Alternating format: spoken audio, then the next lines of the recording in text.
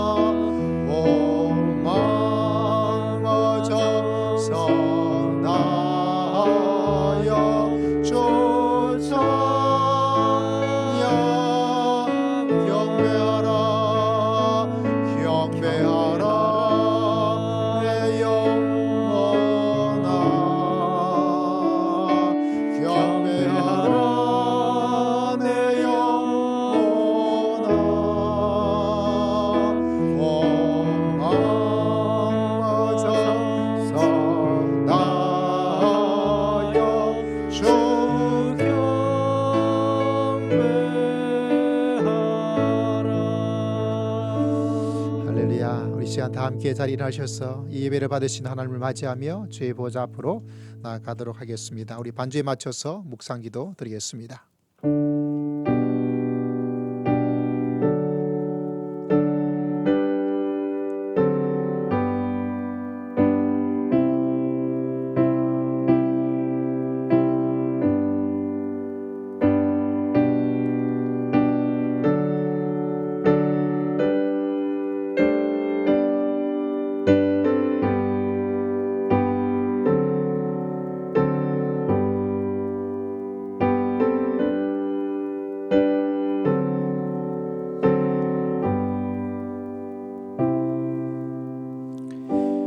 거룩하다 거룩하다 거룩하다 주 하나님 곧 전능하신 이여, 전에도 계셨고 이제도 계시고 장차 오실 이시라. 주 하나님 곧 전능하신 이시여, 하신 일이 크고 놀라우시도다. 만국의 왕이시여, 주의 길이 의롭고 참되시도다. 주여, 누가 주의 이름을 두려워하지 아니하며 영화롭게 하지 아니하오리까. 오직 주만 거룩하시니이다. 주의 의로우신 일이 나타나심에 만국이 와서 주께 경배하리로다. 살아계신 하나님, 의로우신 하나님, 전에도 계시고 지금도 역사하시고 언젠가 그때가 되시면 이 땅에 하나님께서 이곳에 임하여 주시고 재림하여 주실 줄을 믿습니다. 위대하시고 놀라신 하나님, 그 하나님을 경배하며 주의 보좌 앞으로 나아가니 주여, 우리의 모든 예배를 받으시고 한 주간의 삶의 예배를 하나님께서 받아 주실 줄을 믿습니다.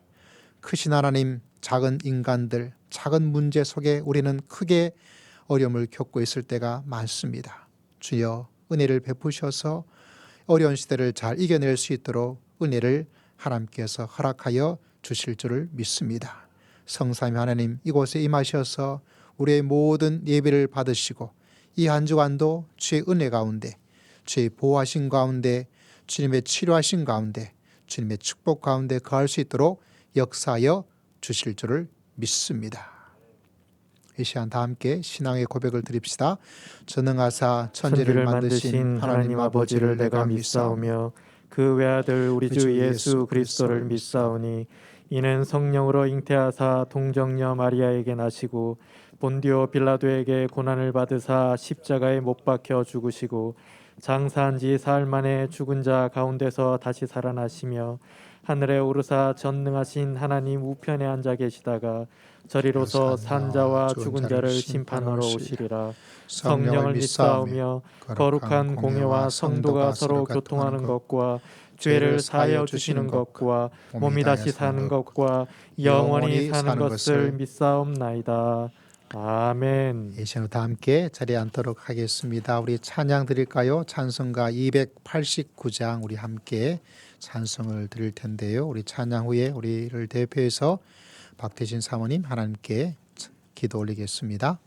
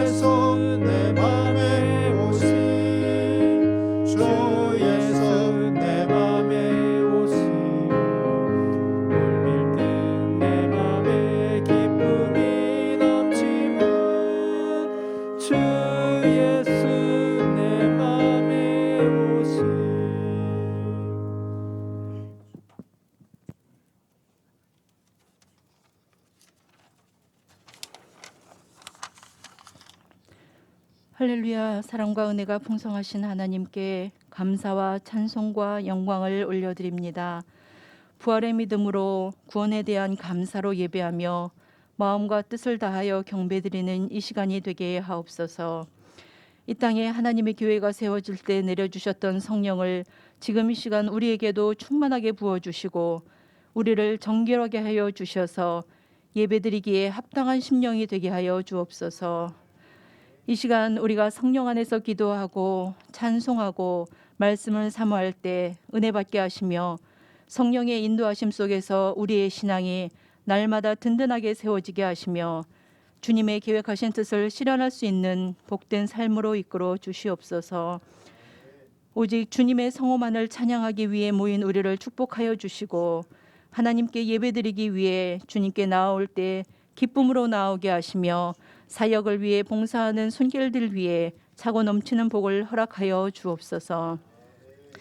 하나님, 우리에게 주신 많은 것들에 감사하며 입술의 찬양이 끊어지지 않도록 축복하여 주옵소서. 우리의 삶을 친히 주장하시고 저희들의 사소한 일상까지 간섭하시기를 원하오니 주님, 저희와 동행하여 주옵소서. 우리의 연약함으로 범죄치 않도록 인도하시고 우리의 어리석음으로 주님을 부인하는 죄를 범치 않도록 인도하여 주옵소서. 오직 나의 주 여호와만을 의지하며 하나님 나라의 소망을 가지고 날마다 승리하게 하옵소서. 주님, 사랑이 머무는 교회를 기억하셔서 이 땅에 주님이 허락한 참된 평화가 임할 때까지 절박한 심령으로 부르짖게 하시며 복음의 빚진 자로서의 사명을 게을리하지 않는 교회가 되게 하시고 이 땅과 이 백성을 복음화시키기까지 증인으로서의 사명을 잘 감당하는 교회가 되게 하여 주옵소서. 주님, 특별히 이번 주간 수술을 앞두고 있는 당신의 아들을 기억하시고 주님의 선하신 손길로 인도하여 주셔서 깨끗이 치료될 수 있도록 여호와 라파의 하나님이 역사하여 주옵소서. 그리하여 하나님이 모든 것이 하나님의 은혜임을 입술로 고백하는 아들과 교회가 되게 하여 주옵소서. 아버지, 연로하신 우리 부모님들과 군문에 있는 자녀들, 직장 생활에서 애쓰는 자녀들, 취업을 앞두고 준비하는 자녀들, 학업에 전진하는 자녀들 모두 지키시고 인도하여 주시옵소서. 말씀을 전하시는 목사님을 성령의 능력으로 붙들어 주셔서 선포되는 말씀마다 성령 충만, 은혜 충만한 말씀이 되게 하시고 듣는 우리의 심령이 뜨거워지게 하시며 전해주신 말씀으로 믿음으로 순종할 수 있도록 은혜를 더하여 주시옵소서.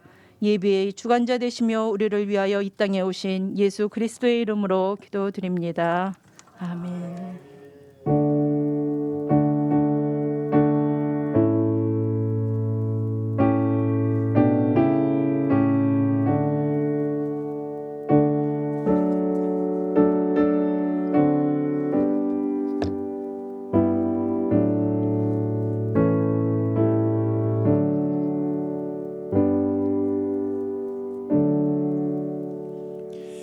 오늘 살아계신 하나님 말씀은 요한복음 21장 15절에서부터 17절까지 말씀을 지난주에 이어서 한 번 더 말씀을 보고자 합니다. 신약성경 185면 요한복음 21장 15절에서부터 17절까지 말씀을 함께 읽도록 하겠습니다. 우리 다 함께 말씀을 읽습니다. 185면 요한계시록 21장 15절에서부터 17절까지 말씀 함께 했습니다. 시작. 그들이 잡아먹은 후에 예수께서 시몬 베드로에게 이르시되 요한의 아들 시몬아, 내가 이 사람들보다 나를 더 사랑하느냐 하시니 이르되 주님, 그러하나이다. 내가 주님을 사랑하시는 줄 주님께서 아시나이다. 이르시되 내 어린 양을 먹이라 하시고 또 두 번째 이르시되 요한의 아들 시몬아, 내가 나를 사랑하느냐 하시니 이르되 주님, 그러하나이다. 내가 주님을 사랑하는 줄 주님께서 아시나이다. 이르시되 내 양을 치라 하시고 세 번째 이르시되 요한의 아들 시몬아, 내가 나를 사랑하느냐 하시니 주께서 세 번째 내가 나를 사랑하느냐 하심으로 베드로가 근심하여 이르되 주님, 모든 것을 아시오매 내가 주님을 사랑하는 줄을 주님께서 아시나이다. 예수께서 이르시되 내 양을 아멘. 저는 한번 어떤 일에 좀 꽂힌다 그러죠. 꽂히면 진도를 좀 못 나가는 경향이 있어요. 그래서 말씀도 한번 이렇게 딱 꽂히면 통독도 진도가 잘 안 나갈 때가 있고 말씀을 읽음에도 진도가 잘 안 나가고 그냥 계속 그 안에 머물러 있어서 그 속에서 뭔가를 많이 느끼고 생각하고 또 푹 빠져 있을 그런 경향이 좀 있습니다. 책을 읽을 때도 그래요. 책을 쭉 읽다가 이거 엄청나구나 이런 그 순간이 되어지면 진도를 나가야 될 텐데 진도가 안 나가요. 그래서 그 속에서 주어지는 여러 가지 풍성함을 이렇게 음미한다고 말을 해야 될까요? 그 속에 풍덩 빠져서 야 너무 좋다 이런 마음의 시간들을 가지고 있다고 말씀을 드려야 될까요? 오늘 읽었던 이 말씀도 그런 말씀 가운데 하나입니다. 실제는 거의 한 달 전부터 말씀을 선포하는 시간이지만 말씀을 준비하고 읽을 그 시간 속에서 이 말씀이 읽으면 읽을수록 좋더라고요. 마치 밥을 꼭꼭 몇십 번을 씹어 먹어야 진짜 건강에 좋다. 심지어 물도 막 꼭꼭 씹어 먹는 그건 모르겠어요. 그 말이 아직까지는 그런 말씀을 하고 있는데 이 말씀을 이렇게 정말 꼭꼭 씹었고 또 꼭꼭 씹으면 진짜 좋은 달콤한 또 새로운 맛이 있어서 이 말씀을 계속 보고 있습니다. 그래서 오늘 읽었던 말씀에 똑같은 본문을 또 여러분에게 전하게 되었습니다. 사실 이 본문의 말씀들을 아마 여러분의 교회를 좀 다녀보신 분이든지 또 여러 다른 목회자들 말씀을 21장을 혹여나 보시면 거의 공통된 거의 99% 거의 100%까지는 다 조사했다고 말하기는 어렵지만 거의 대부분 어떤 말씀을 이야기하고 있냐면 회복에 대한 이야기로 말씀의 주제를 잡을 때가 많습니다. 베드로를 3번 부인했으니까 예수님께서 사랑하느냐 몇 번 물었죠? 3번 묻고 있는 것. 또 저도 지난주에 잠깐 그런 의미로 말씀을 드렸습니다. 예수님을 부인했던 베드로, 예수님을 저주했던 이 베드로를 향해서 예수님께서 베드로를 회복시켜 주시는 것 참 중요하죠. 왜냐하면 베드로에게 주어진 사명이 아주 중요하기 때문에 그렇습니다. 그래서 다시 한번 베드로를 잘 출발할 수 있도록 하나님께서 어루만져 주시는 그런 놀라운 말씀을 우리가 이 말씀을 통해서 만나게 됩니다. 저는 정말 인정하지 않을 수 없어요. 모든 목회자들도 인정을 하고 또 그렇게 말씀을 본 것처럼 예수님을 만나고 예수님 안에 있다는 것이 우리 인생을 자꾸 회복시켜주고 그렇게 만들어주시는 하나님을 만나지 않을 수가 없습니다. 가만히 생각해 보니까 예수님께서 마치 회복의 정말 스페셜리스트, 전문가구나 이런 생각을 하고 병원으로 이야기하자면 뼈가 부러지면 재활 센터 있잖아요. 재활 전문가시구나. 건물로 이야기하자면 재건축 되어지는 리모델링의 전문가시구나. 정말 진짜 제 자신의 경험을 통해서도 그렇고 많은 성도들의 삶을 바라보면 정말 그래요. 무너져 있는 인생이 예수 그리스도를 만남으로 말미암아 그 자리에서 벌떡 일어나고 찢겨져 있는 마음에 찢어져 있는 그 사람들 아내의 문제, 남편의 문제, 자녀의 문제 그 속에서 막 마음이 갈갈이 찢어지죠. 그 찢어져 있는 사람이 예수 그리스도를 마음속에 모시고 삶으로 말미암아서 그 마음이 수술이 되어지고 치료가 되어지는 그런 인생들. 어떤 사람은 사람들에게 버림받아요. 버림받아서 그 버려진 인생에서 나는 쓸모가 없구나. 내가 살면 뭐 하겠는가? 앞으로 살아봤자 무슨 소용이 있을까? 이런 마음의 생각을 들다가 예수님 안에서 내가 이 세상에 보배로운 이 세상에서 소중한 그런 하나님의 사람이 되는구나 그것을 깨닫고 자기 자신의 삶을 다시 단단하게 만들어서 믿음의 길을 걸어가고 있는 사람들 이런 사람들 이야기하자면 수도 없이 엄청난 일들을 우리가 만나기도 하고 아마 여러분도 살면서 그런 경험을 하고 있을 것입니다. 제가 부목사 시절에 있었던 일이에요. 그때 주일 설교를 이제 준비를 했습니다. 주일 설교를 준비하고 아마 토요일 거라고 기억이 되는데 토요일 날 이제 늦게까지 이제 말씀을 이제 완성을 해야 되겠죠. 그래서 어느 정도는 이렇게 한 60%, 70%는 이제 진행하다가 이렇게 프린트를 했어요. 그래 프린트를 해가지고 아내한테 이게 주었어요. 여보 이렇게 하려고 그러는데 이거 읽어보고 혹시 당신 말씀을 듣는 입장에서 어떤지 한번 이야기를 좀 주세요. 이렇게 아주 열린 마음을 가지고 사랑하는 아내에게 주었어요. 설교문을. 그래서 아내가 어떤 말을 해주면 그걸 참조해서 이제 완성을 시켜 나가려고 이렇게 생각을 하고 있었습니다. 굉장히 좋은 마음으로 열린 마음으로 이렇게 이야기를 했어요. 근데 아내가 전혀 한 번도 그렇게 하지 않다가 이렇게 하니까 아내가 아주 진지하게 아주 심각하게 아주 말씀을 꼼꼼하게 말씀을 읽었어요. 설교문을 읽었단 말이죠. 읽었다 보니까 뭐 저도 완성된 것이 아니기 때문에 부족한 부분이 있겠죠. 그래서 아내가 저를 열심히 도와주는 그런 차원에서 아주 신랄하게 이야기를 해준 거예요. 잘했어요? 못했어요? 잘했다면 잘한 거고, 그렇죠? 아내는 성심성의껏 한 거예요. 근데 문제는 저에게 있었어요. 왜냐하면 그 말을 듣는 순간 기분이 아주 안 좋아들어요. 막 속이 막 상하는 거예요. 하다못해 내가 이걸 100% 완성하고 보여줬으면 저도 떳떳하죠. 나 다 했다. 허점 하나도 없을 거야. 이런 마음을 가지고 했는데 나는 아내와 이야기도 하고 알콩달콩 그런 말씀을 가지고 주일에 말씀을 준비하고 이런 열린 좋은 그런 선한 마음을 가지고 이야기를 해드렸는데 아내로부터 온 것은 막 아우 날카로워요. 막 가시가 막 가슴을 꼭꼭꼭꼭 막 찔러버리는 거예요. 그러다 보니까 제 마음속에 좀 여보 고마워. 그렇게 잘 이야기해 주어서 막 이랬으면 좋을 텐데 제가 너무 부족해서 마음속에 막 열불이 나는 거예요. 그래가지고 그 설교문 준 거를 이야기하는 거 낚아채가지고 그냥 확 찢어버렸어요. 확 찢어가지고 어떻게 했냐 그냥 버려버렸어요. 바닥에 거실에다가 화가 막 난 거예요. 제가 얼마나 화난지 알겠죠. 화가 난 거예요. 그러고 나서 뭐 어떻게 됐어요. 주일 아침이 되었습니다. 아침을 먹어야 되겠죠. 아침 먹었는데 아내가 어떻게 하냐면 어제 웬만큼 찢어 놓은 그걸 한 페이지 한 페이지 그걸 다 해가지고 투명 테이프 있잖아요. 그 투명 테이프를 붙여서 다시 회복시켜 놨더라고요. 그 사실 뭐 찢어버리는 가장 중요한 이유는 그 가서 프린트하면 되니까. 근데 아내는 그 생각까지 본인도 당황스러운 거예요. 본인도.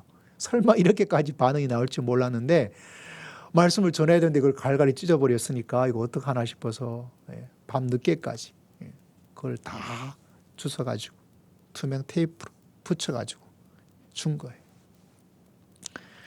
그걸 보는 순간 어제 저도 하고 나서는 후회가 되죠. 내가 이렇게까지 할 거 아닌데 아내가 그런 말 한 게 나를 뭐 어떻게 하려는 거 아니라 도와주려고 했는 말인데 내가 왜 이렇게 지나치게 이렇게 감정을 표출했을까? 그것도 내일 주일 설교를 해야 되는 토요일인데 말이죠. 하나님에게도 너무 죄송하고 아내에게도 너무 미안한 마음을 가지고 있는 그런 차원에서 아내가 그렇게 해주고 온 거예요. 얼굴 보니까 얼굴이 그렇게 좋은 얼굴이 아니더라고요. 뭐 그 마음의 감정이 어떤지 여러분 추측을 충분히 할 수 있겠죠. 그래서 그걸 다 이렇게 원상 복귀를 시켜놨어요. 그 아내의 얼굴 보니까 그 얼굴 봐도 미안하고 붙여준 그 마음을 보더라도 그것도 참 고맙고 귀엽기도 하고 사랑스럽기도 하고 그래서 그 주일날 말씀을 잘 증거를 했어요. 많은 성도들이 은혜를 받았는 그런 시간이 되었는데 제가 왜 이 말씀을 드리냐면 저희 아내가 저한테 해준 그 참 귀한 마음이죠. 회복시켜주는 마음, 회복시켜주는 시간 되어지는데 예수님이 그러시더라고요. 그래서 저는 믿음의 길을 걸어가면 갈수록 참 놀라운 것들이 회복시켜 주시는 하나님, 새롭게 시작할 수 있도록 해주시는 하나님, 끝이라고 생각하는데 끝이 아니게 만들어 주시는 하나님. 그래서 저는 이 사람의 인생이 끝이길 도리어 원해요. 왜냐하면 사람이 끝이 되어졌을 그때에 정말 새로운 차원이 달라지는 인생의 새 출발이 있더라고요. 여러분 이 하나님을 붙잡고 혹여나 내 인생에 삶의 끝자락이구나, 삶의 절벽이구나, 막혔구나. 아닙니다. 우리가 너무나 잘 알고 있는 유명한 말 하나가 있잖아요. 사람의 끝이 하나님의 시작이다. 같이 한번 말해봅시다. 시작. 사람의 끝이 하나님의 시작이다. 진짜 문제는 하나님이 시작할 수 있는 어떤 것이 아니라 내가 끝을 안 보아서 그래요. 그래서 여러분 삶 속에 가장 좋을 때가 언제인가?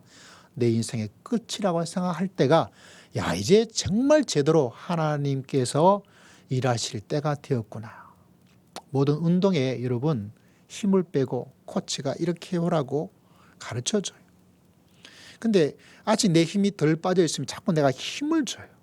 그러면 코치가 가르쳐주는 것들을 잘 할 수가 없어요. 제가 오른손 중지가 조금 이렇게 구부러져요. 세 번째 이제 주사를 맞았어요. 아마 다음엔 수술을 조금 하는 심각한 건 아닌가 봐요. 근데 주사를 첫 번째, 두 번째 맞아봤는데 넣는 순간 엄청 아주는 아니지만 좀 아파요. 다른 어떤 독감 주사보다. 그래서 세 번째 주사 하면서 벌써 이제 아픈 거예요. 그래서 아프니까 이제 주사를 딱 하는데 뜨끔하더라고. 그러다 보니까 나도 모르게 힘이 딱 준 거예요. 그 의사가 제발 힘 좀 빼서 힘 좀 빼세요. 그러는데 힘이 안 빠지는 거예요. 좀 지났다 의식적으로 하니까 힘이 빠지고 힘 빠지니까 이제 주사를 쫙 넣는 거죠. 여러분, 우리 삶 속에 힘이 있을 때야 그때가 거의 대부분이에요. 그래서 힘을 빨리 잘 뺄 때가 좋습니다. 그래서 의도적으로 내 육신의 힘을 빼기 위해서 그 음식도 하고, 의도적으로 내 자신의 마음의 끝을 마음속에 다지기 위해서 새벽에 예배도 드리고, 그때 하나님께서 우리의 마음에 들어오셔서 우리의 힘 빠진 인생을 힘차게 제대로 살아갈 수 있도록 하나님께서 역사해 주시는 그 신비함을 하나님께서 가지고 계시다는 사실이죠.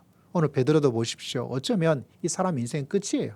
다시 하나님의 일을 한다, 끝입니다. 교회 일을 한다, 끝이에요. 예수를 그렇게 부인했던 사람이 뭘 하겠습니까? 믿음의 지조를 지키지 못했던 사람이 뭘 어떻게 하겠습니까? 이거는 비난받았고 비난받을 지도자감이 전혀 아니에요. 자질도 없고. 그렇지만 하나님께서, 예수님께서 오셔서 다시 그를 회복시켜 주시고, 할렐루야, 다시 지도자로 살아갈 수 있도록 역사해 주시고 용서해 주시고, 그것이 하나님이 예수님께서 가지고 있는 매력 중에 매력이죠. 여러분, 이런 예수 그리스도를 다시 한번 바라보고 이런 마음으로 믿음의 길을 걸어갈 수 있는 주님의 귀한 백성 되시기를 주의 이름으로 축복합니다. 특별히 내 삶의 끝자락, 절벽에 막힘에 있다, 그거 아닙니다. 믿음의 성도들이 이 세상의 사람들과 똑같은 생각하면 믿을 필요가 뭐가 있겠어요? 믿음을 가지고 있는 이유가 뭐가 있겠습니까? 도리어 그때가 내 인생에 하나님께서 정말 살아있는 삶의 출발을 만들어 주시는구나, 새로운 시작을 할 수 있도록 하나님께서 역사해 주실 줄 믿습니다. 이 굳세 믿음으로 믿음의 길을 걸어간다면 행복하죠. 즐겁죠. 감사하죠. 오늘 읽었던 말씀은 이와 더불어서 우리에게 참 중요하고 중요한 것은 뭐냐? 여러분, 이 말씀이 좀 이상하지 않습니까? 베드로가 예수님께서 물어보고 있어요. 뭐라고 물어보고 있습니까? 우리 15절, 요한의 아들 시몬아, 내가 이 사람들보다 나를 더 사랑하느냐? 이렇게 물어보고 있어요. 성경을 바라보면 예수님께서 어떤 상황에 있을 때 예수님께서는 우리가 흔히 한국적인 말처럼 기가 막히게 귀신처럼 사람의 마음과 행동을 다 알아맞혀요. 우리의 모든 것을 성경에는 머리카락 하나까지 세실 바가 되었다. 그만큼 예수님께서, 하나님께서 모르는 게 없다는 거죠. 그 모든 것을 알고 계시는 예수님께서 베드로에게 왜 질문을 할까요? 나를 사랑하느냐? 이 사람들보다 나를 더 사랑하느냐? 이렇게 이야기를 하고 있습니다. 먼저 우리가 기억해야 될 것은 여러분, 질문이 가지고 있는 힘을 예수님께서 우리는 배울 수가 있습니다. 예수님께서는 질문을 하고 있다는 사실입니다. 여러분, 예수님은 사람들에게 랍비요, 선생님이요, 이런 이야기를 하셨잖아요. 여러분, 선생님은 어떤 위치입니까? 랍비는 어떤 위치입니까? 답을 주는 사람이에요. 가르치는 사람이에요. 그런데 예수님께서는 종종 이상하게도 놀랍게도 예수님은 답을 주지 않고 뭐를 하냐면 질문을 하십니다. 이게 일반적인 가르침과 최고의 선생님의 차이예요. 일반적인 선생님은 답을 줍니다. 학교에 가면 선생님이 가르치죠. 뭔가 답을 주는 거예요. 그러나 최고의 선생님은 어떤가? 그건 바로 질문. 그래서 이스라엘 민족의 가장 놀라운 일들이 일어나는 것 중에 하나가 우리가 너무나 잘 알고 있는 이야기 하나가 있잖아요. 아이들에게 한국 선생님, 한국 학부모는 가서 뭐라고 말합니까? 학교 가서 이야기를 잘 듣고 와라. 선생님의 말씀을. 그래서 우리는 학교 가면 어떻게 합니까? 노트 꺼내가지고 막 적습니다. 하나도 빠짐없이 적으려고. 근데 이스라엘 백성의 이야기 들어보셨습니까? 가서 선생님에게 손들고 질문 열심히 하고 와라. 질문 열심히 하고 와라. 그래서 서로 막 이야기하는 거예요. 여러분 미국에 가보면 미국에 가보지 않아서 월스트리트라는 곳이 있고 거기에 주식시장이라는 곳이 있다는 거 여러분 기본적으로 아시잖아요. 여기는 두 종류의 사람이 있다 그래요. 첫 번째는 거기에 대한 회사의 어떤 것을 알고 주식을 살려는 사람이 있어요. 한국 사람도 거기에 있을 거예요. 두 번째 종류의 사람은 어떤 사람인가? 그 주식 시장에 자기의 기업을 상장하는 사람이 있어요. 주식을 사는 사람이 있고 주식을 상장하려는 사람. 한국 사람은 주식을 상장하려고 그러지 않고 주식을 살려고 그래요. 그런데 그 많은 주식 회사 중에서 많은 퍼센테지가 이스라엘에서 나오고 있대요. 그 이스라엘 민족은 주식을 사지 않고 자기 회사를 키워서 그 회사를 상장하려고 그런다 그래요. 그 차이가 뭘까? 그 차이가 뭐냐면 이스라엘 민족은 예수님처럼 질문하는 민족이에요. 어쩌면 우리가 한국 교육을 좀 바꿔야 될 필요가 이런 것도 있지 않을까 이런 생각을 합니다. 그래서 여러분 예수님께서는 우리에게 질문을 하고 있어요. 내가 나를 사랑하느냐. 여러분 많은 사람들이 답을 해주려고 그래요. 답을 해주려고. 애들에게 답을 해주려고 그래요. 어떤 문제가 있으면 그것에 답을 해주려고 그래요. 그것도 필요해요. 필요 없는 건 아니에요. 그러나 한 단계 더 높은 단계로 나아가기 위해서 해야 될 가장 중요한 것은 이야기를 할 때 질문하는 거예요. 여러분 답만을 계속 하고 있는 사람하고는 답답해요. 답만을 계속 말해주고 있는 사람한테는 진짜 마음이 다쳐요. 그러나 질문하는 사람하고는 차원이 좀 달라요. 여러분 가족 간에도 갈등이 왜 일어나는가? 답만 계속 주려고 그래요. 내가 알고 있는 거 이렇게 하면 된다. 답만 주려고 그래요. 진짜 좋은 가정을 만들기 위해서 여러분 참 중요한 것 하나 예수님께 오늘 배워야 될 하나 뭘까요? 그건 질문하는 거예요. 질문하면 이 사람도 답을 하고 저 사람도 답을 하면서 그 답 속에 뭐가 있습니까? 부닥침의 갈등이 약해지게 되어지고 그 질문의 이야기 속에서 가족이 같이 한 마음을 모을 수가 있고 그 질문 속에 답을 함을 통해서 서로의 생각이 어떤지도 알 수 있고. 근데 여러분 잘 들어보시고 한 주간 생각해 보세요.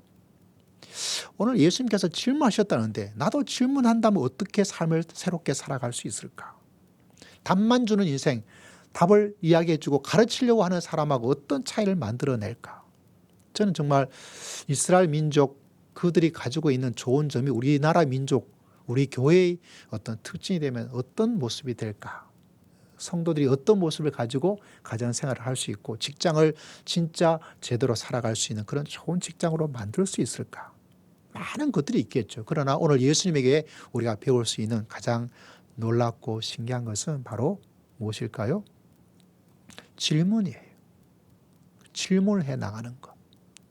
예수님께서 이것을 너무나 잘 알고 계시기 때문에 예수님께서 계속해서 많은 시간 속에서 질문하고 또 질문하고 또 질문한 것을 성경을 통해서 바라보고 또 바라보게 됩니다. 그 참 신기하죠.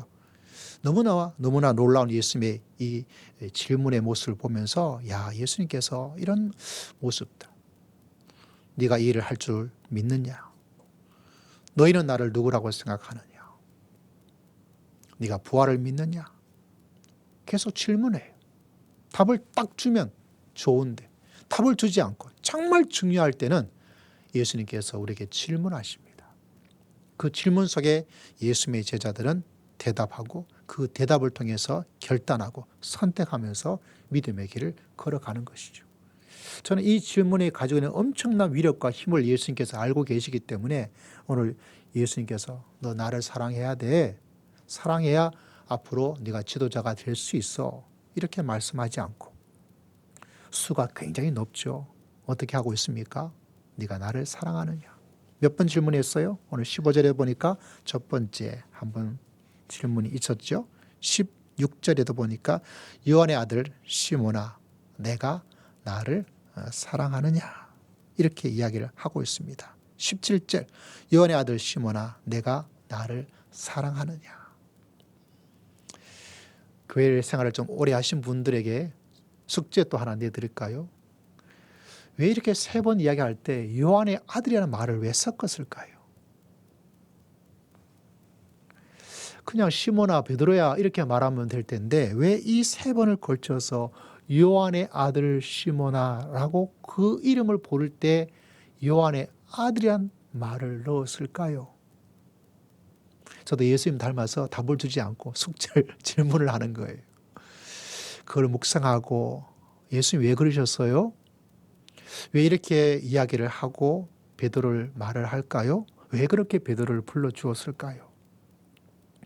그걸 묵상하시고 또 그 질문을 곰곰이 생각하시면 여러분에게 성령께서 뭔가를 깨닫게 해주시는 하나님의 놀라운 은혜가 있을 거예요. 할렐루야. 머리가 좀 아프죠. 그러나 신앙은 이런 좋은 점이 있어요. 자, 3번째 여러분에게 말씀을 드립니다.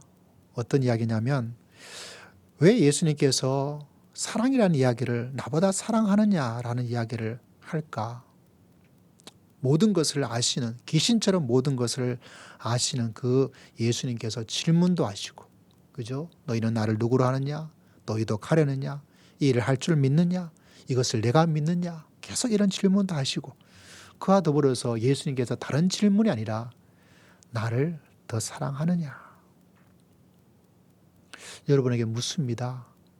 똑같은 예수님의 질문을 여러분에게 이야기합니다. 나를 더 사랑하느냐? 우리 장로님, 집사님, 권사님들, 우리 성도님들 예수님을 더 사랑합니까? 이 질문 속에 우리는 대답을 해야 돼요. 예수님께서 베드로의 이 마음과 이 대답을 몰랐을까요? 그렇지 않았을 거예요. 근데 예수님은 듣고 싶은 거예요. 그 말을, 그 대답을. 예수님께서 왜 이 대답을 듣고 싶어 할까? 저의 마음을 움직였던 것은 이 말씀이에요. 여러분 한 주간 지내면서 지난주에 예수님, 저 예수님 정말 사랑해요. 이 말 한국 사람들은 잘 하지를 않죠. 이 한 주간 이렇게 아침에 일어나서 예수님, 오늘 예수님을 더 사랑합니다. 이 대답을 예수님께 드리면서 하루하루를 살아갈 수 있는 귀한 시간이 되시기를 주의 이름으로 축복합니다. 일어나서 예수님을 더 사랑합니다. 예수님은 그 대답이 참 필요하신 분이십니다. 저는 그렇게 느꼈어요.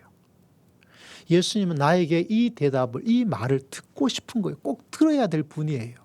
왜냐하면 우리가 알고 있는 것처럼 예수님께서는 그 갈보리 십자가 위에서 나의 하나님, 어찌하여 나를 뭐라 그러셨죠? 버렸어요. 여러분 버림받은 사람들 참 힘들어요. 내가 직장에 들어가 일하고 싶어요. 나를 받아줄 직장이 없어요. 그럼 내가 참 이제까지 공부하고 준비한 모든 것이 내 삶의 자존심이, 내 삶의 사람이라고 하는 이것이 버림받고 그 속에서 느끼는 마음은 처참해요. 내가 들어갈 데가 없구나. 나를 받아줄 데가 없구나. 집이 왜 좋은가요? 어떤 나쁜 짓을 하고 하다못해 집에 있는 논문서, 집문서를 빼가지고 팔아먹어도 집에 가면 그래도 집에서 엄청나게 욕을 먹고 또 야단을 먹고 옛날 같으면 아버지한테 몽둥이 찜질을 당하더라도 그래도 집에 들어가면 또 그냥 돼요. 그런 집 하나가 있다는 게 그것도 보통 일이 아니에요. 내가 살아갈 때 필요한 어디 들어갈 집 하나가 없다는 것. 하되 뭐 그 월세도 괜찮아요. 전세도 괜찮아요. 자기 집이면 더 좋겠죠. 그런 집 하나가 없다는 것이 얼마나 사람을 처량하게 만드는지 몰라요. 그래서 옛날에 제일 불행한 사람이 뭐죠? 객사. 집 없이 떠돌아다니다가 죽는 사람. 우리나라는 참 불쌍한 사람이에요. 예수님께는 하나님께 버림받으신 분이세요. 우리는 지금 신앙적으로 믿음적으로 예수님의 버림받음이 어때요? 나의 죄를 대속한 대속적 죽음으로만 이해를 해요. 그게 나한테 참 좋잖아요. 그러나 그렇게 당하신 그 예수님한테는 그것이 그렇게 좋은 게 아니잖아요. 단지 직장 못 들어가는 정도가 아니잖아요. 집에 못 들어가는 그 정도가 아니시잖아요. 근데 그 예수님께서 버림을 받았어요.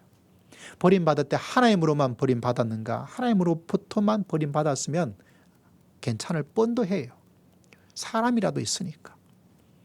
함께 다녔던 제자들이라도 나를 받아주니까 이쪽에서 버림받으면 이 사람 있으면 되고 이 사람한테 버림받으면 이 사람한테 가고 그거 괜찮잖아요.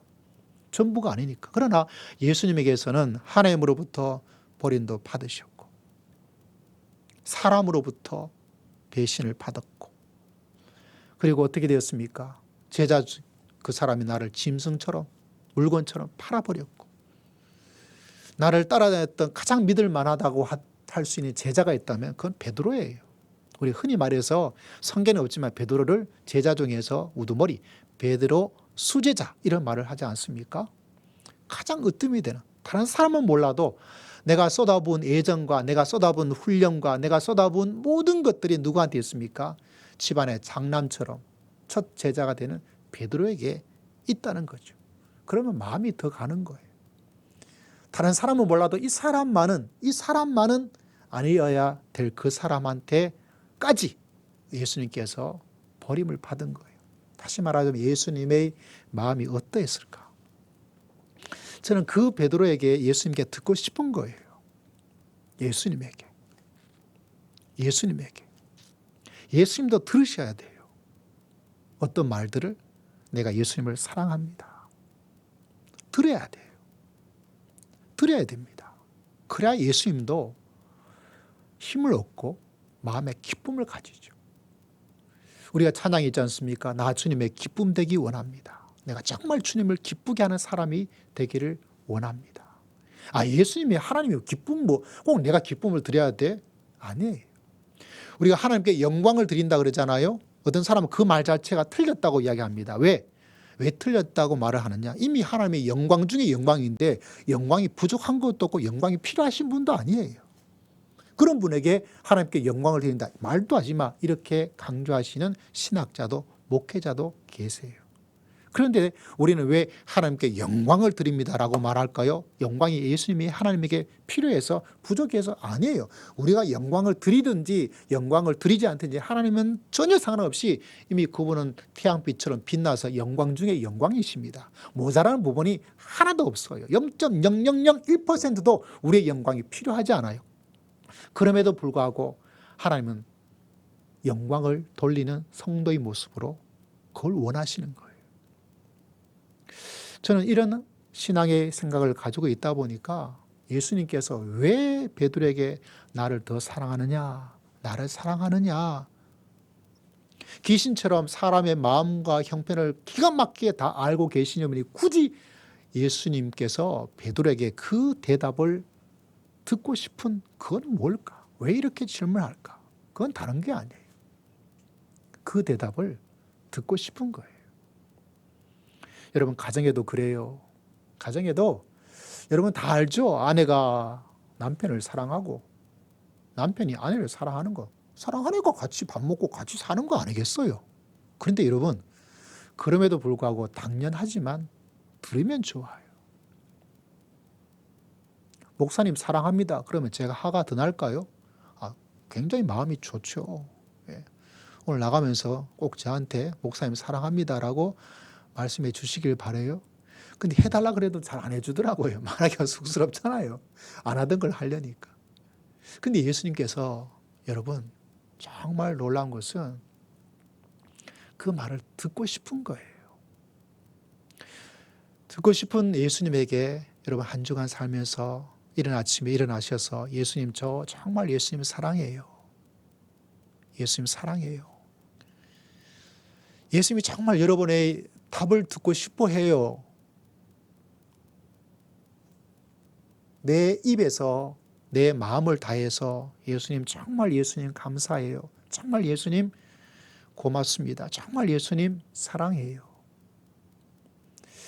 예수님에게 우리 감사헌금이 있잖아요. 우리 마음을 감사함을 표현하는 거죠. 사랑헌금이라는 것으로 바꾸면 어떨까 생각도 좀 해요. 예수님 정말 사랑해요. 감사의 마음보다는 사랑이라는 게 조금 뭔가 더 한 것이 있지 않을까요? 혹여나 여러분 감사헌금을 드리신 여러분 혹여나 이제부터 마음에 한번 생각해 보시고 그냥 거기다가 사랑헌금 이렇게 적어서 한번 해보면 어떨까 이런 개인적인 생각도 살짝을 해봅니다. 제가 다니고 있던 교회에서 부목사 시절에 이렇게 말하는 후배가 한 명 있었어요. 어떻게 항상 말을 하고 또 기도할 때마다 항상 하는 후배가 어떤 말을 했냐면 하나님 제가 예수님의 마음을 시원하게 해드리는 이 말을 자주 하더라고요. 예수의 마음을 시원하게 해드리는 부산에 있을 때. 부산은 여름이 바람이 좀 불어서 상관만큼 아주 덥지는 않아요. 물론 짠바람이 소금기가 있어서 피부에는 참 좋지 않아요. 피부가 좀 거묵틱틱해져요. 모공도 좀 넓어지고. 그래서 부산에 있는 사람이 서울에 여러분 미세먼지에 쪄들어서 햇빛 보지 못해서 서울에 살고 있는 하얀 얼굴을 그렇게 좋아해요. 그래서 제가 서울에 있다가 부산 가니까 사람이 정말 막 하얀 우리 목사님 오셨다고 굉장히 좋아하는데 뭐 반드시 좋은 건 아니지만 제가 볼 때는 도리어 이렇게 조금 겉무스름한 그 모습이 좋았는데 어쨌거나 참 덥지 않은 곳이에요. 생각보다는 바람도 잘 불고 해서요. 그럼에도 불구하고 어떠냐 찝찝해요. 왜냐하면 뜨거운 그 바람이 확 불 때 그렇게 상큼한 맛은 또 없어요.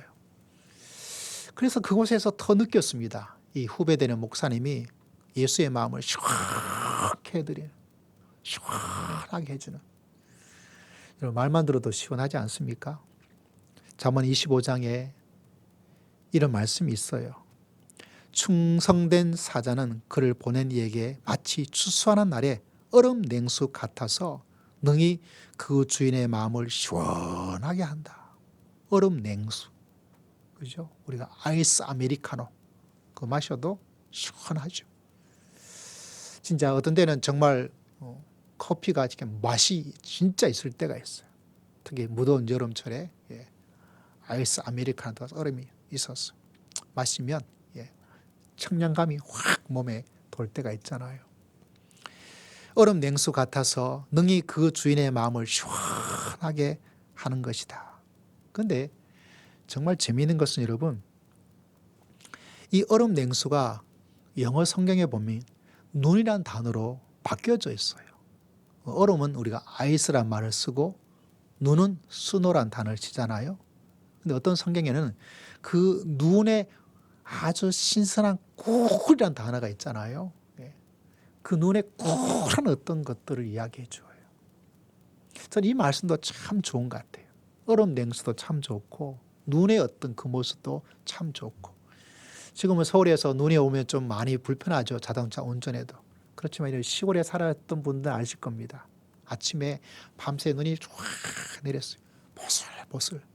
그래서 아침에 새벽 예배를 가기 위해서 문을 탁 열면 나무 위에 눈이 이렇게 쌓여져 있어요.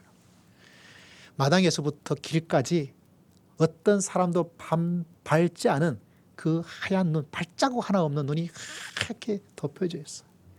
새벽 예배를 가기 위해서 나와보면 아무도 없는 그 도로변에 길에 발자국 하나 없이 눈이 뽀송뽀송뽀송했어요. 그걸 뽀드득 이렇게 밟아가면 기분이 그렇게 좋을 수가 없었던 기억이 나요. 그래서 뽀드득 하면서 가요. 예배당까지. 그 예배당 가고 올 때 보면 어때요? 발자국이 몇 개가 있을까요? 4발자국밖에 없어요. 어머니하고 같이 가다 보니까 어머니 발자국, 4발자국 그밖에 없어요. 그 시간에 이제는 동이 좀 털어서 하얀이 더 잘 보여요. 그 하얀 게 쫙 돼 있고 아무것도 없어요. 가끔 가다가 뭐가 있느냐?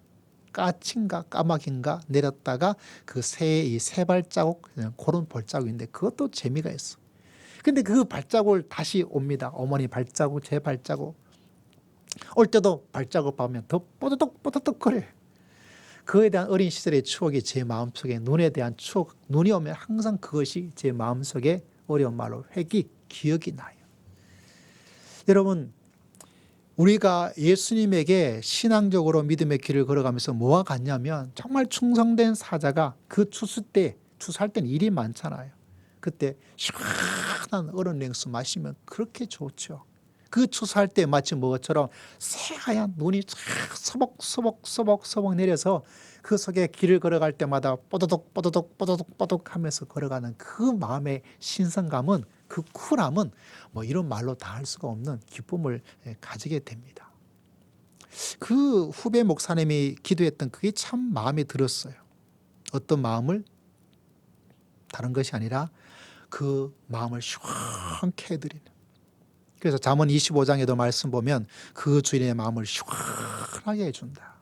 영어 성경에 보면 리프레시, 다시 말하자면 그 사람의 마음을 다시 한번 신선하게 만들어주는 어떤 일들을 만들어주는 거. 그 이야기를 하더라고요. 저는 예수님께서 베드로가 이 말을 드렸을 때 예수님의 마음이 어떠했을까? 예수의 마음이 어떠했을까? 예수의 마음이 어떠했을 것 같아요? 예수의 마음이 정말 시원했겠죠. 그래서 예수님께서 우리에게 듣고 싶은 말이 이것입니다. 예수님, 저 예수님 사랑합니다. 예수님, 저 예수님 정말 사랑해요.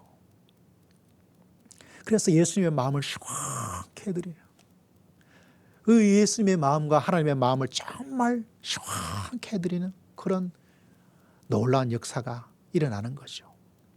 여러분은 믿음의 길을 왜 걸어가는지 사람마다, 오늘 왜 예배를 나오는지 사람마다 다 다르겠지만 제 마음속에 가지고 있는 마음의 가장 큰 목표 가운데 하나가 있다면 정말 나를 구원해 주신 예수님, 나에게 천국의 생명을 주신 예수님, 내 인생을 찢어질 때마다 붙여주시고 넘어질 때마다 다시 일으켜 세워주신 그 예수님, 내가 살면 살수록 죄밖에 지은 것이 더 없지만 나를 용서해 주시고 이런 나에게 이 땅의 삶에도 천국의 삶을 살 수 있도록 맛을 보여주시고 그 영원한 천국의 영생의 세계를 맛볼 수 있도록 그냥 값없이 나에게 주신 그 예수의 마음을, 그 예수님의 마음을 정말 잠시라도 시원하게, 좀 쿨하게 그렇게 만들어주는 인생이 된다면 내 인생은 정말 성공한 인생이겠다. 정말 잘 살았다 하면서 이 땅의 삶을 마감하는 삶이 되겠다. 이런 마음의 생각을 저는 가지고 있어요.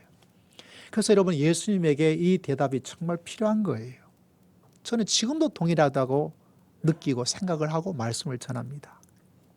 그래서 여러분, 오늘 말씀을 읽으면서 예수님의 질문도 많은 도움이 되죠.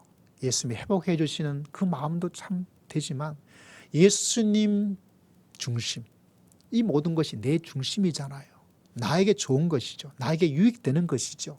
나를 회복해 준다니까 내가 좋고, 나에게 질문이란 놀라운 힘을 깨닫게 해주니까 나도 인생을 그렇게 살면 좋겠구나, 나도 좋고. 근데 믿음의 길은 나와 더불어서 누구에게? 예수님에게. 할렐루야.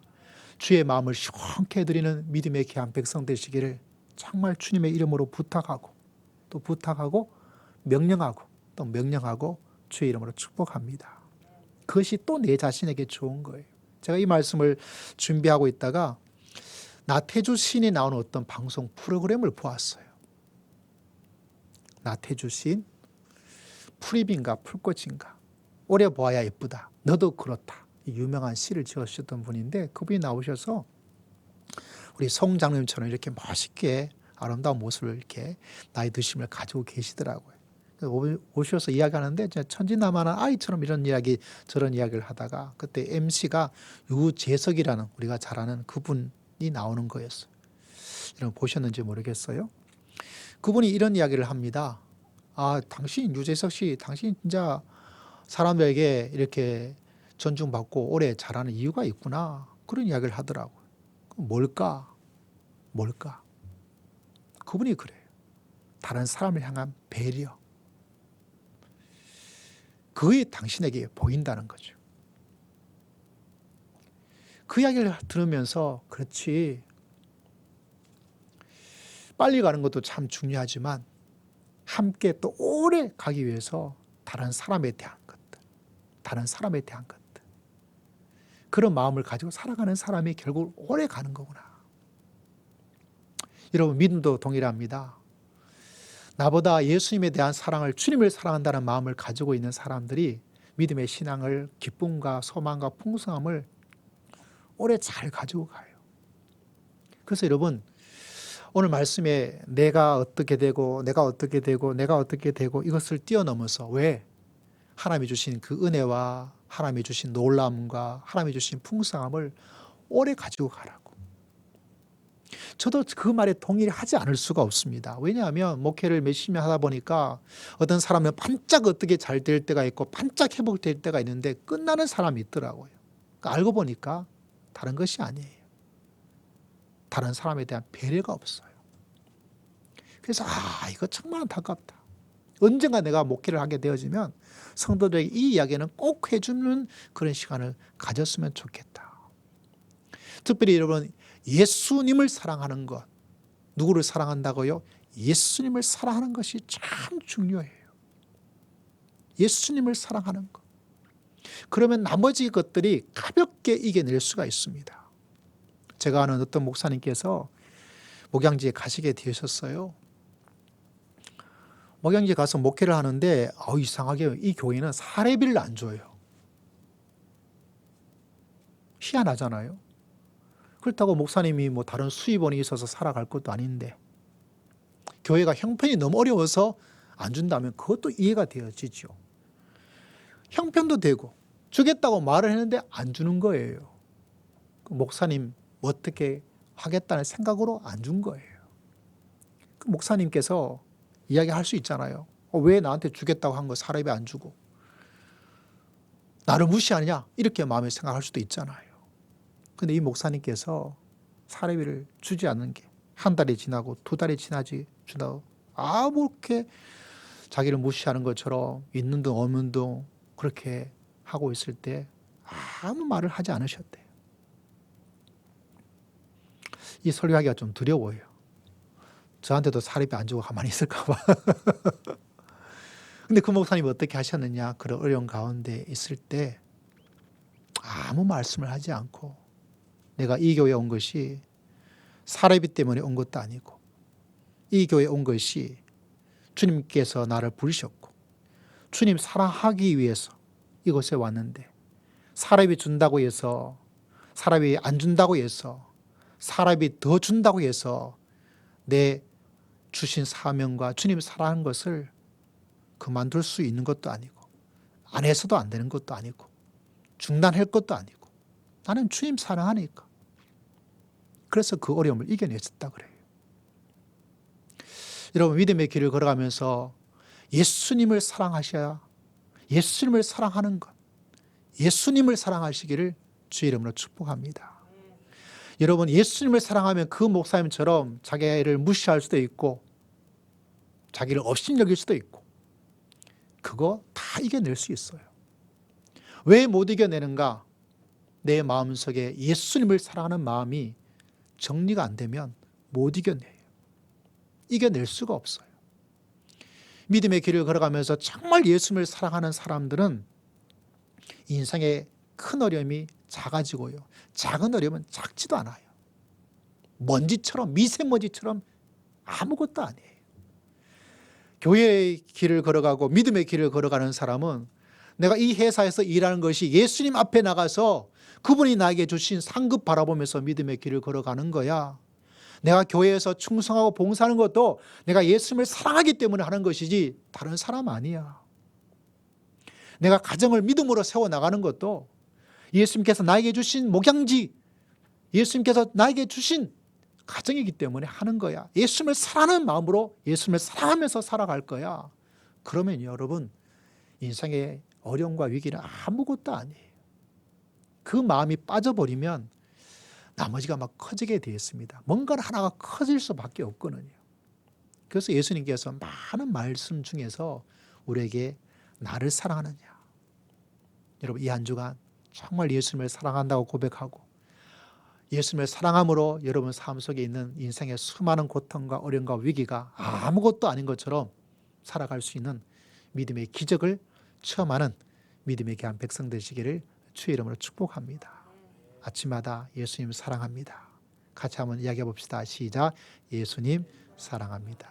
기도하겠습니다. 하나님 아버지, 주님 앞에 다시 나와서 주의 말씀으로 먹고 살게 하심을 진심으로 감사합니다. 우리 사랑하는 성도들 이 한 주간도 주님 붙잡고 주님 사랑한다 고백하며 주님을 사랑하며 믿음의 길을 걸어갈 수 있도록 인도하여 주실 줄을 믿습니다.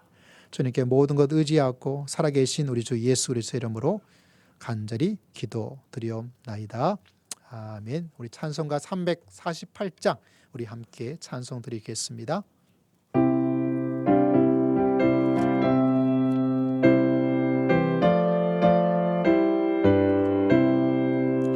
마귀들과 싸울지라도 벗은 영대여 담대하게 싸울지라도 막판적병과 심판날과 멸망에 내가 섰는 넌 앞에 못당하오리라.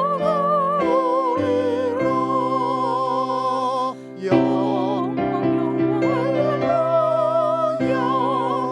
영광 할렐루야, 영광 할렐루야, 오성리하리라.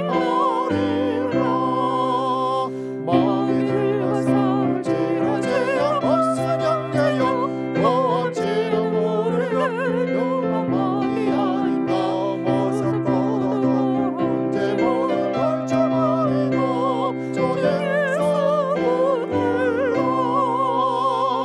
영광 할렐루야,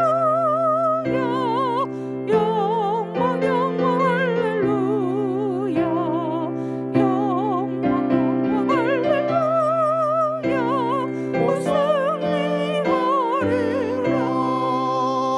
마귀들과 싸울지라도 벗은 영대여 오직 예수 그리스도의 뜻이 말을 걸며 너를 도와주시옵소서. 기다리시네 어서 나오라. 영광 할렐루야, 영광 할렐루야, 영광 할렐루야, 오승리하리라. 함께 기도하겠습니다. 살아계신 하나님, 감사와 찬송과 영광을 살아계신 하나님께 올려드립니다.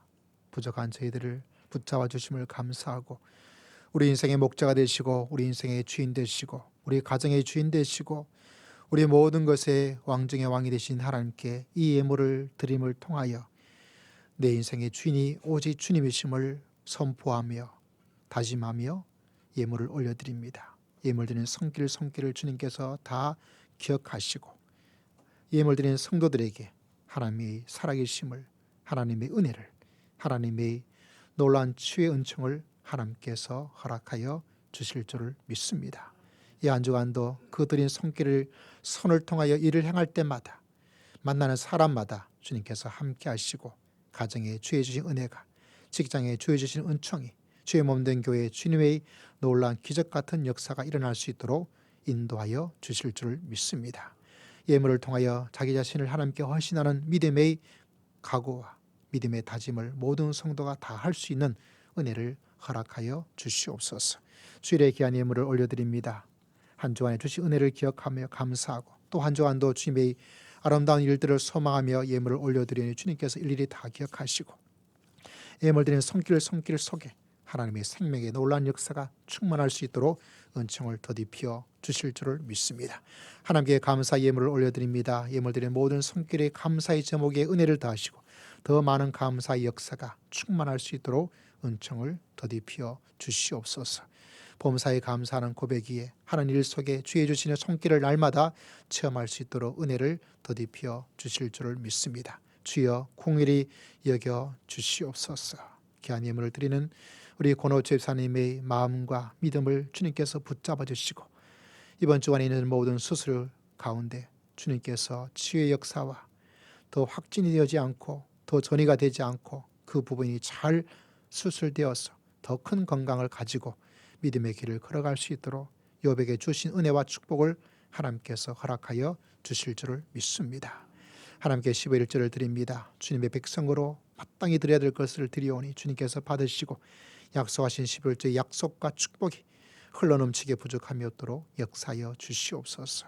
우리 사랑하는 모든 성도를 심령과 할아버지 가정과 아버지 하나님의 심령을 은혜를 베푸시고 특별히 직장을 구하는 성도들에게 직장의 은혜의 기적을 베풀어 주시고 가정의 은혜가 필요한 성도들에게 가정의 치유하심의 놀라운 역사가 일어날 수 있도록 은혜를 더디피어 주실 줄을 믿습니다.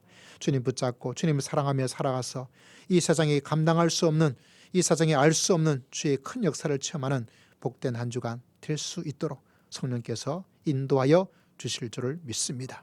마귀와 죄의 권세를 깨뜨리며 나가게 하시고 믿음의 성도로서 그 빛남과 아름다움과 진리 가운데 거하게 부족함이 없도록 주여 우리의 심령과 말과 행동을 붙잡아 주실 줄을 믿습니다. 어렵고 힘들고 불확실한 속에 살아가고 있는 많은 세상의 사람들에게 예수의 생명과 예수의 기쁨을 전할 수 있는 복된 한 주간 될 수 있도록 흘러넘치는 은혜를 더디피어 주시옵소서. 주님께 모든 것 의지하고 살아계신 예수 그리스도의 이름으로 간절히 기도드리옵나이다. 우리 몇 가지 교회 소식을 잠시 보도록 하겠습니다.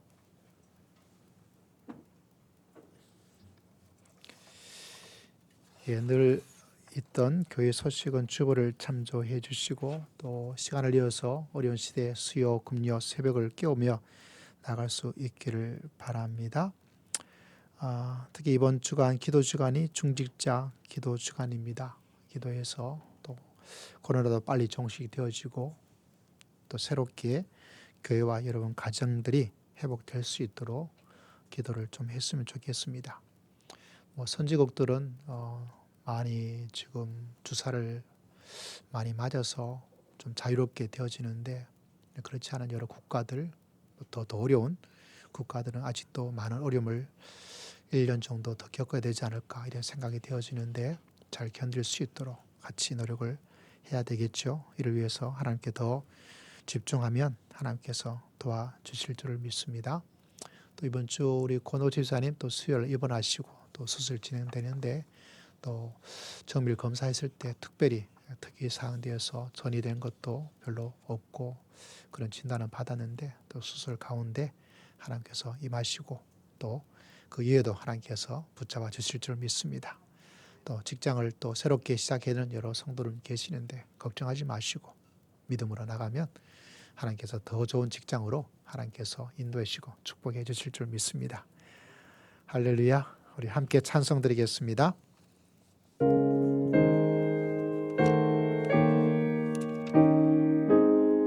성전을 떠나가기 전 머리를 숙일 때 주께서 함께 계시고 복 내려 주소서. 집으로 돌아가는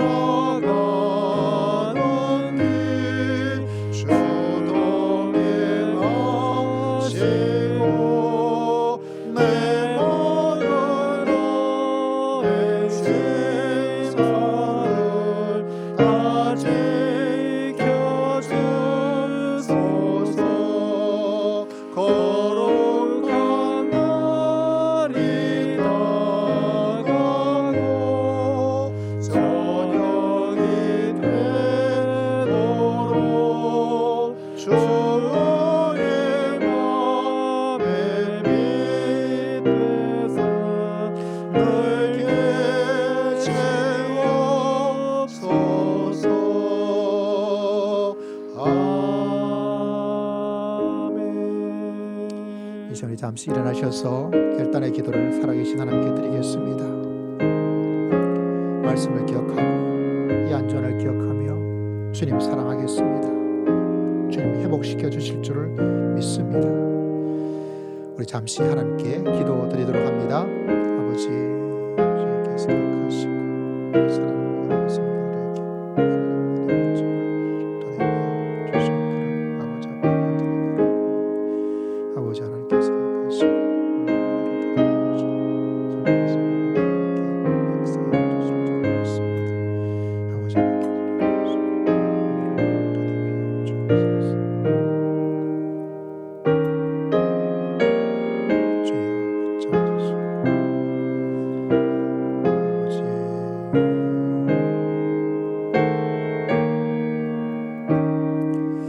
기도드리겠습니다. 지금 우리 주 예수 그리스도의 크신 은혜와 하나님 아버지의 극진하신 사랑과 성령 하나님의 감동, 감화, 교통, 충만하심의 놀라운 역사가 주님의 은혜를 받아 회복하여 주님을 사랑하며 믿음의 길을 걸어가기로 다짐하는 모든 믿음의 귀한 성도를 심령 위에 지금으로부터 영원토록 함께 계실지어다. 아멘.